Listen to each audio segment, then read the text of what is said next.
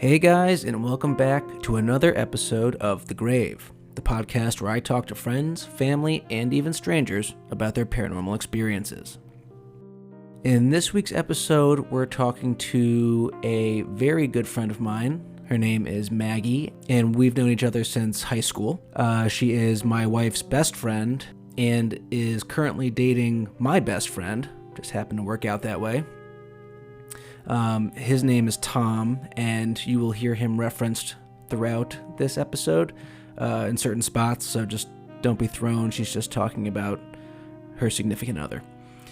I will say that Maggie, upon initial inquiry about, getting her on and talking about her experiences, I thought would be a good person to have on the upcoming sleep paralysis episode. That'll be out later this season.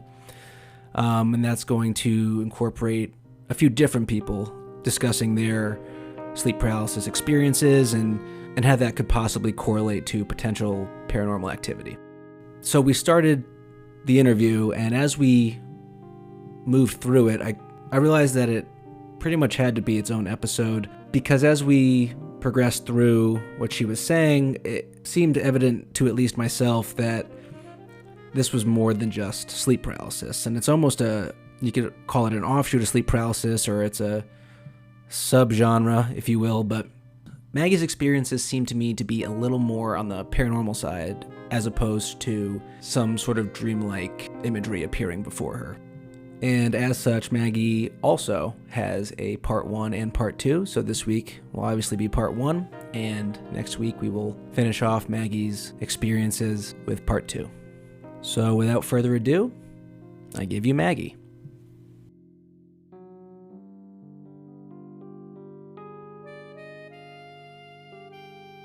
Hold on. First of all, before we get started, how many times have you told me that you've seen shadow figures, like when you wake up?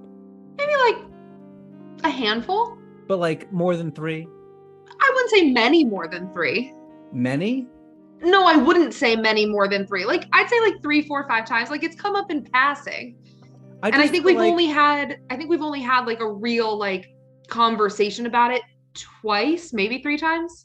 I feel like that's the craziest part to me. I feel like I would have remembered you being like, yeah, I see this stuff when I wake up. We definitely have had like but it was probably late night talk, so.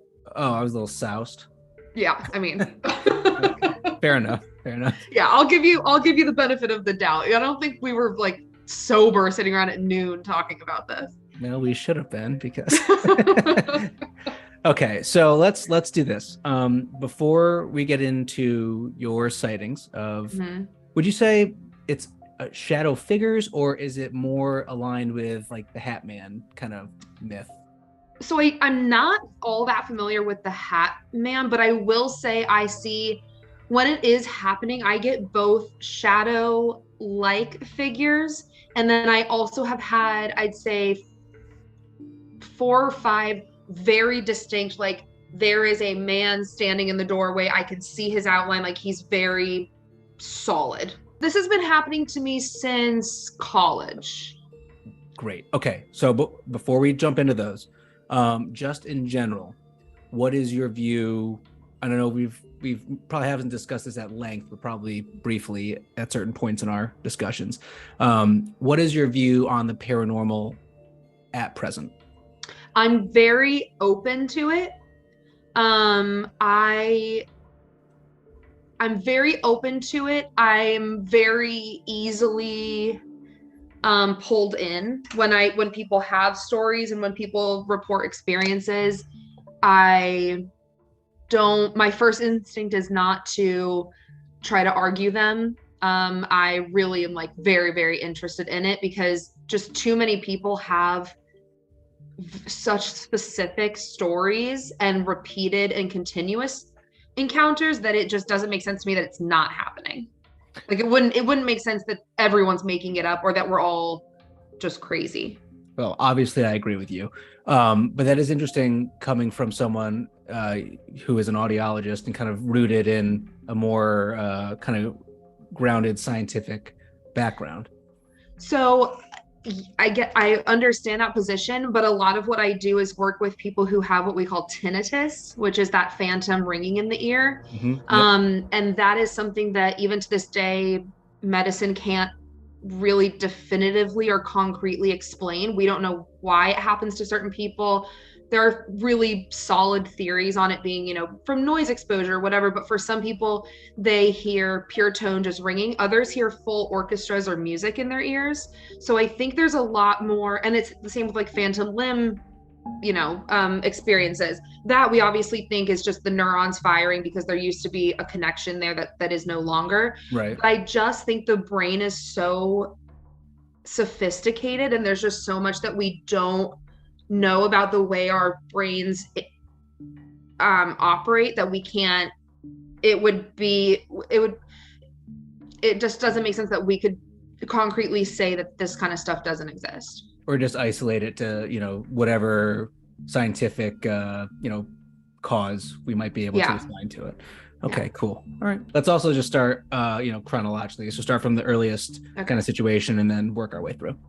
Yeah. So I think I've always had what I think to be kind of like a hyperactive imagination, and whether that has led into anxiety or just the constant overthinking, because I have insomnia, so I do not sleep. And I should preface all of this, I haven't been formally diagnosed with any of this, but coming from the field that I've talked to several professionals in like a casual capacity, and I've also read several psychology textbooks. I was a psych minor in college and really studied a lot of this. So while I have not been formally diagnosed, I can fairly confidently say that I have these certain things. Yep. So I have, since I can remember, have not been a good sleeper. I mean, I operate on like between 3 to, on a good night, 6 hours of sleep a night.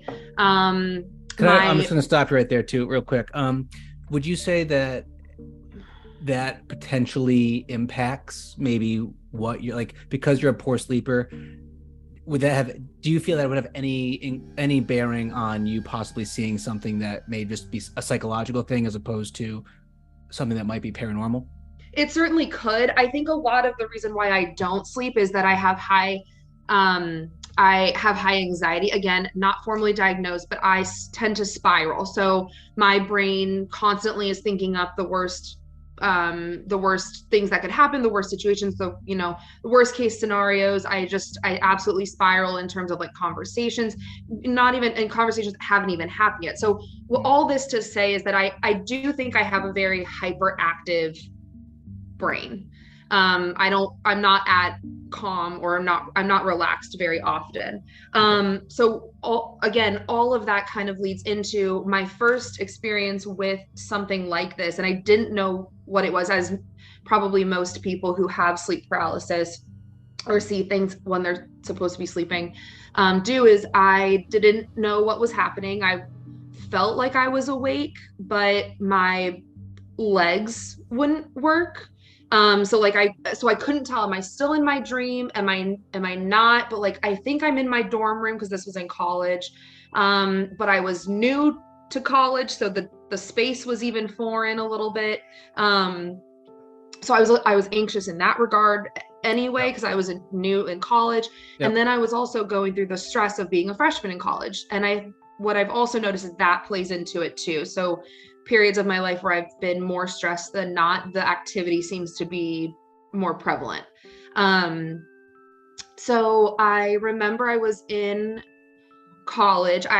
Like I said, I woke up in the middle of the night. My eyes woke up and I could move like from like half up, like my shoulders and my arms. I could kind of like, it was almost, when your arm falls asleep and it feels like it weighs 1,000,000 pounds. You can tell that it's there and you're trying to move it, but it's very heavy. So that's what my upper body felt like. But my legs, I absolutely could not tell if they were there or not.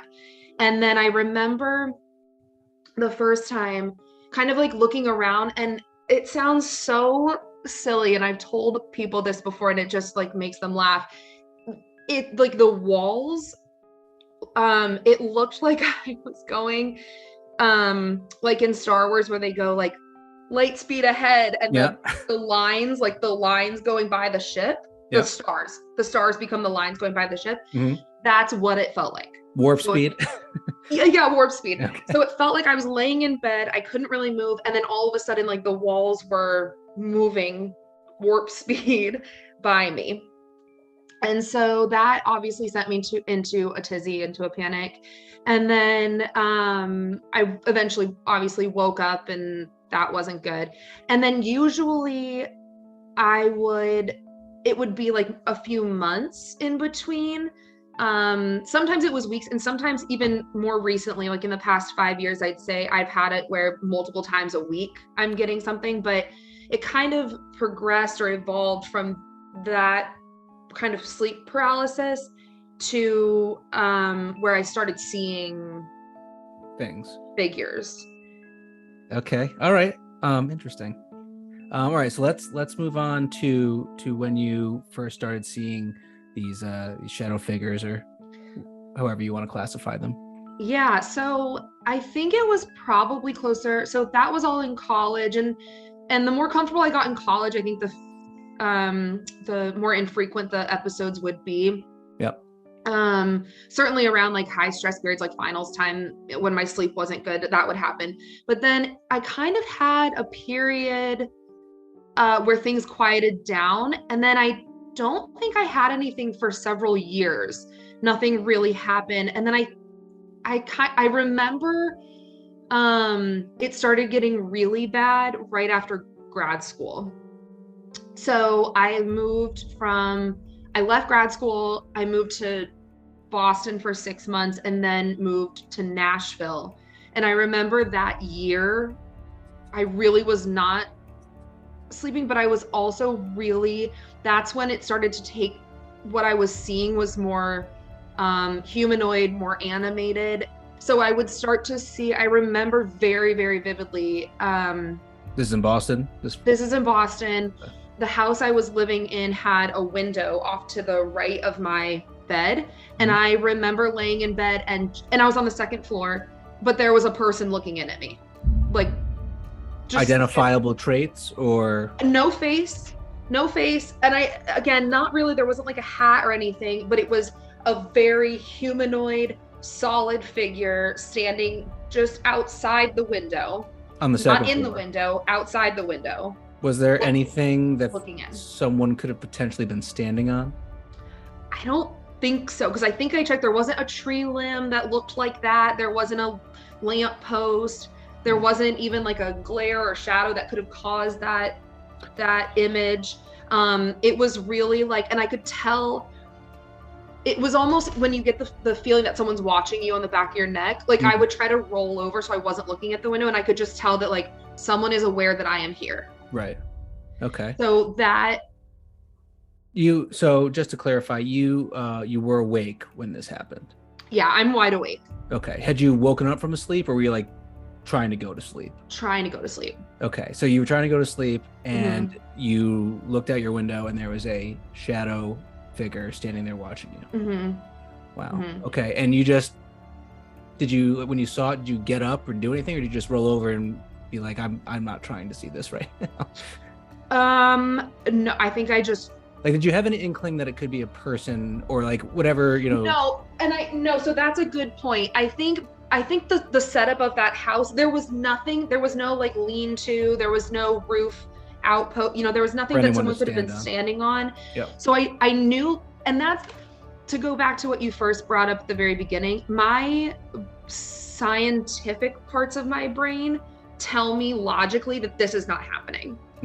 But in my body, and like the way my heart reacts, and the way my hands react, and the way my throat reacts is very much like fight or flight. Like it's a visceral reaction. It's a visceral reaction, but in my head, which is even scarier, that like your body could be at odds with itself, with something that is not happening, but also do you know that it's not happening? I mean, it's that kind logically it doesn't make sense, but and my brain tells me logically, Maggie, there is not a shadow person outside your window.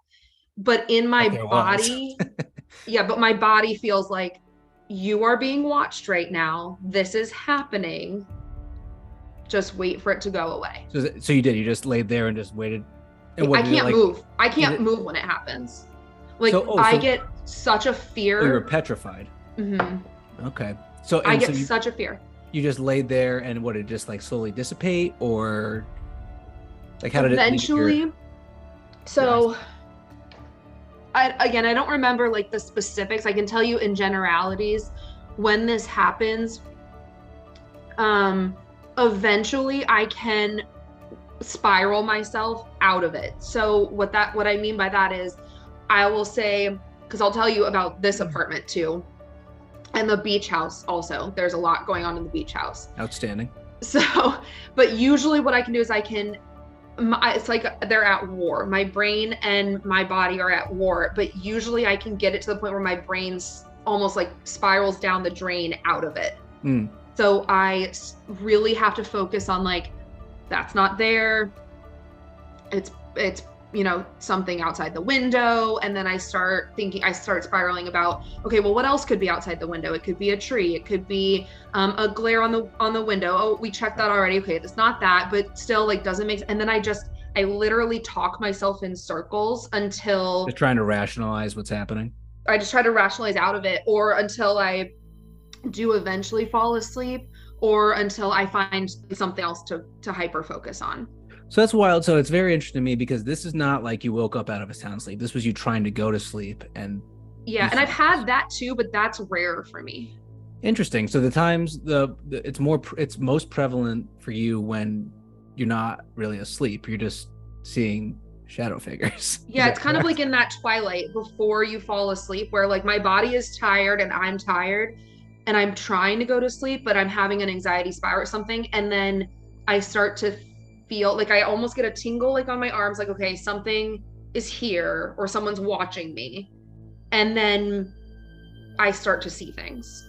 And like, again, is that my anxiety? Is that something else mentally or psychologically going on? I don't know, but I do definitely, it's not just that I see humanoid figures. So I just had a thought, and you can let me know your thoughts on this, but would it, and I can't speak to this because I'm not a psychologist or anything like that, but in any like authoritative manner, but would you say it's potentially possible that when you are, trying to get yourself in a restful place, relaxed, and maybe, you're on the cusp of sleep, that potentially your more like rational faculties or like the things that would maybe kind of put a wall up to prevent you from maybe seeing some of these things, like those kind of drop down and your guards down, and that's when maybe these things happen because it's easier for them to maybe poke into your peripherals or like, be able to, in some way connect with them? Yeah, I mean, you're at a more vulnerable state when you're trying to go to sleep. You're supposed to be in a relaxed state. Your brain is winding down from the day. I think that's plausible for sure. All right. See, we're creating theories. This is good. All right, great. That's very interesting to me, actually. Okay, so let's move on to your next encounters. So from there, from Boston, I went to Nashville. I don't remember there being anything really specific.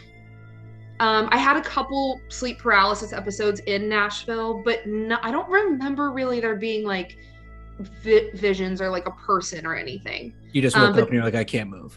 Yeah, I definitely had absolute like panic sleep paralysis episodes, but only 4 or 5 of them maybe. And I lived there for over 4 years. Okay. 4 years. So very infrequent, and just like, nothing crazy happened when you were just like, I'm going to shake myself out of this eventually, but yeah, you knew what was going on. Exactly. And I can't tell what the difference might have been in terms of like my life situation living in. There's no rhyme or reason to that, but I don't remember that apartment having any specific activity going on like that. Okay. But then when we moved back during 2020 and we lived at the beach house, there were 2 main reoccurring things that I saw. One of them was scarier than the other. Like my visceral body reaction was total consuming fright. And the other one was more, my body didn't react the same way. was it the same thing you saw, or was it a different? Yeah. Oh, interesting. So, All right, let's get into it. Yeah, so the one that, and I even brought this up to Tom a few times, but there was, so the way the bed in the beach house faced, there was a window to the left, and then there was the doorway like at the foot of the bed.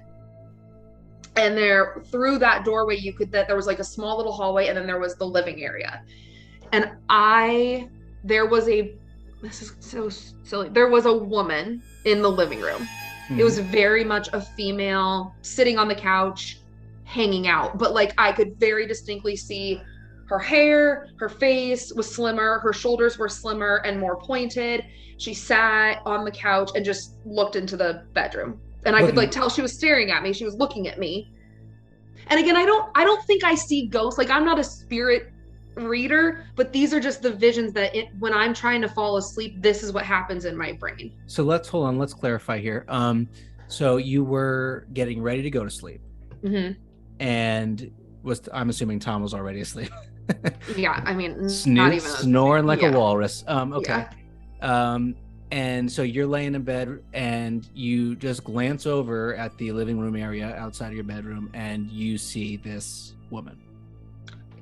Like regularly. And it was always the same shape, always the same figure, always the same energy. I felt unnerved by her because again, in my brain, did she seem menacing at all? Like was she? No. Did she ever get up? No. She just stared at you. Yeah, just sat on the couch and looked. Do you have any idea if someone maybe passed in the house? I asked and no one knew. I asked the landlord and they didn't know. So it's all right. Well, we need to get to the bottom of this, because if that was the case and someone did pass in that house, I don't know how old the house was, but you saw a ghost. And that's what the thing. I don't pretend, because I have friends who can see spirits and stuff, but I don't think that's what it is. I just think that this is how my brain like manifests my sleep. I don't know if it's sleep paralysis or just my anxiety at night, or my insomnia manifests in this way. What was that? Your sleep deprivation. I mean, at this point, 32 years of not sleeping. Yeah, so I don't know what it is, but that's just what I saw. So to your point, like some people see a man in a hat. I, in the beach house, was seeing this woman sitting on the couch, and she was there a lot. I mean, like I saw her regularly. If you had to ballpark it, how many times would you say you saw her? Oh, weekly. Like multiple times a week. But she didn't bother me. I didn't get the like hair standing on edge, neck tinglies, like pit in my stomach, couldn't swallow. I didn't get any of that with her. I just could, in my brain, there was a woman sitting on my couch. Right. Okay. Yeah. Was she at all recognizable to you? Like no facial features, just the outline, but a very distinct, like solid, like not like ghostly or misty. She was a very solid, there is a woman sitting on my couch. I gotta admit, Mags, I am thoroughly impressed by this. Also, no one believes me. Everyone makes fun of me. I am not one of those people. But I also run this podcast. It's wild, because if you had said you saw her once or twice and you were like super tired and sleep deprived, I would be like, okay, you're probably just your active mind is like projecting something. The fact that she showed up weekly is more astounding than I think anything. Well, and it even got to the point where I was making sure before we went to bed that like the pillows weren't all bunched up on that, or like the blankets weren't all piled up on top of each other. So you could like make her comfortable on the couch? No. I mean, so that I knew that it wasn't just that I was seeing the pillows all stacked on top of each other. Did you ever set it up to like, if you put the pillows there so that she couldn't sit there? No, I never thought that. Oh, we need to run tests. God. Well, I'll tell you what, there's stuff that happens here too at this apartment, so. Okay, well it's very similar. So I think a pattern is emerging. This is, oh my God, this is Mags, I gotta tell you, this is so much more than I bargained for, truthfully. I thought I was getting like one story from you. This is great. Okay, so there's the I'm just gonna call her a ghost woman Sure. in the beach house. Did anything else, we'll say, paranormal happen at the beach house? Yeah, so the beach house was where I had that she was unnerving, but she was there all the time. And then I had there was another guy outside the window. So it was the same like in Boston. From Boston. But Okay. this time though, it was actually like I used to cry because it was so this one had like not, oh, it gives me, I'm like getting chills thinking about it, but this one was on the first floor, the beach house, we slept on the first floor. Yep. And there was a man who would come, this one not so regular, this was like maybe once a month while we lived there, and he would again just sit outside the window and just stare in. And same from Boston, no like visible like no, so this one was different. This one was more detailed. Oh, okay. So there was a face. To the point where I thought it was the neighbor. So I could see like short hair, the face, the shoulders, wearing a shirt of some sort, couldn't tell you what kind, and he would stare out in from the window and not move. And we then started closing the blinds every night, but I could tell that like I would be trying to go to bed and Tom had been asleep for an hour and I was trying to fight to go to sleep. I could then start seeing him like peeking through the thing. Like I could see eyes. Huh. Like, you know, when you pull down blinds, if you're at the right angle and someone is outside the right angle, you can kind of see them like behind on the side of the blinds. Yeah, from like the crack. Yeah, yeah. Mm-hmm. I could literally see eyes. Did you ever have Tom go outside and like check to make sure no one was actually like preying on you? I don't think so, because I think the first time it happened, like again, this is where the logical part of my brain goes, Maggie, that's not actually happening. But I am having a reaction visually and internally in my body, like a psychosomatic action or reaction that is telling me that someone is standing there looking inside the window. I can't move because then sometimes it was like, well, then he'll know I'm here and I need to be really still. Sometimes it was just that I was so scared I couldn't move. But you never like, because if this we'll call it an entity for now, but when this was happening, you weren't ever like, I need to go, like I would like if it were me, I would go and like rip open the blinds and make sure. I couldn't move.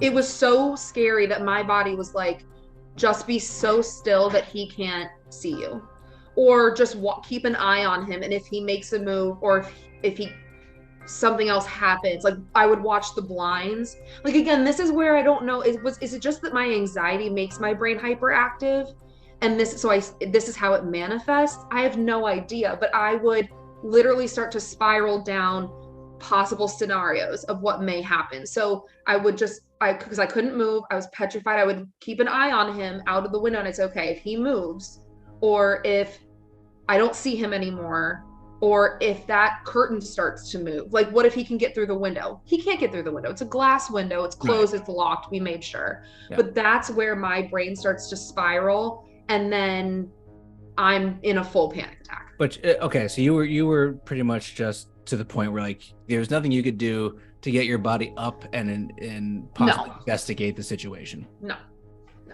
Okay, but also just to clarify too, both for me and the audience, this shadow figure different from the one in Boston in that it was much more like the physical traits were much more prevalent. Yes. And they looked like a person. Yes. A solid person. Yes. So just to cross all of our bases here, would you say that it is possible that there was just a stalker outside of your window numerous nights? No, because that's an excellent point. I think you just reminded me. I'm trying to think of the outside space of that house, and right outside that window there was a bunch of stuff piled, like summer beach chairs and like a table and some other stuff that no one could have possibly weaseled their way or squeezed into that space between that pile and the window. Gotcha. We were on the first floor, and so in my brain, someone could have been there, but there was never, that stuff never moved. Like they Never, would have had to have like adjusted things and and it was a big pile. There was a lot of stuff out there, noisy stuff too. There was all covered in tarps and everything. There was no way that they could have gotten there.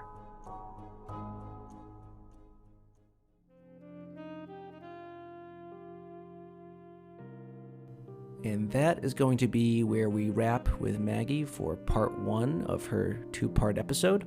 Like I stated in the beginning, her stories just lean more paranormal than most sleep paralysis tales I've heard. So for that reason, I really felt it necessary to highlight her stories outside of the lens of any kind of sleep paralysis.